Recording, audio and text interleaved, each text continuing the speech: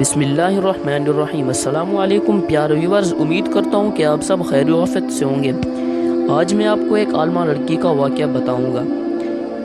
ایک مرتبہ کسی عالم دین کے پاس ایک عالمہ آئی، دین کا علم پڑھی ہوئی تھی۔ کہنے لگی، میاں میرے ساتھ بہت اچھا ہے، دنیا میں شاید ایسا میاں کسی کو نہیں ملا ہوگا۔ مجھے اللہ نے ایسا متقی پرہیزگار اور نیکوکار میاں دیا ہے، مگر ساس نے میری زندگی جہنم بنا دی ہے۔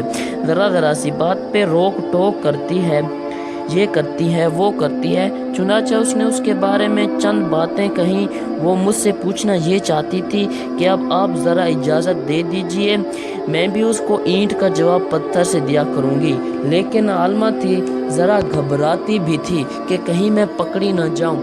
اس نے کہا، کیا طریقہ سوچا کہ حضرت صاحب سے اس کی منظوری لے لیتی ہوں۔ چنانچہ اس نے اپنی ساس کی جو اتنی باتیں بتائیں کہ ذرا سی بات پر یہ کرتی ہے وہ کرتی ہے، روک ٹوک کرتی ہے اور مجھے ذہنی طور پر پرسکون نہیں ہونے دیتی۔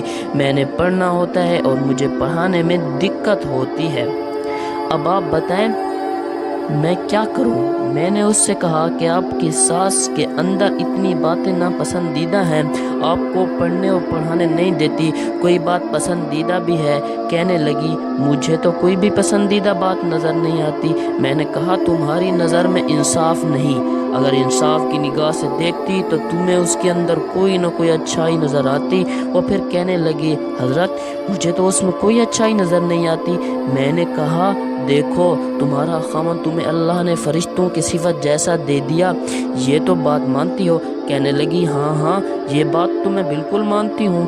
میں نے کہا، اس خاوند کی بیوی تمہیں کس نے بنایا؟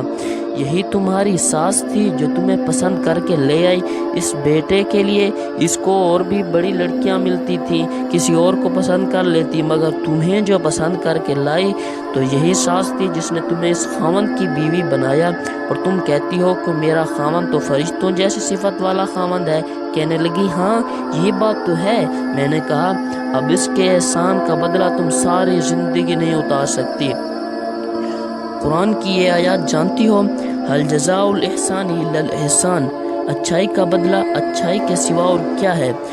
چنانچہ وہ لڑکی عالمہ تھی، کہنے لگی، جی پڑھی بھی ہوں۔ میں نے کہا، اس احسان کا بدلہ اتارو کہ ساری زندگی اس کے پاؤں دھو کے پیو کہ اس نے آپ کو اپنے بیٹے کی بیوی کے طور پہ چن لیا۔ کہنے لگی، حضرت آپ نے بات سمجھا دی، آج کے بعد میں کبھی ان کے سامنے اونچا نہیں بولوں گی اور ان کو اپنی ماں کا درجہ دے کر ان کی ہر بات کو برداشت کروں گی۔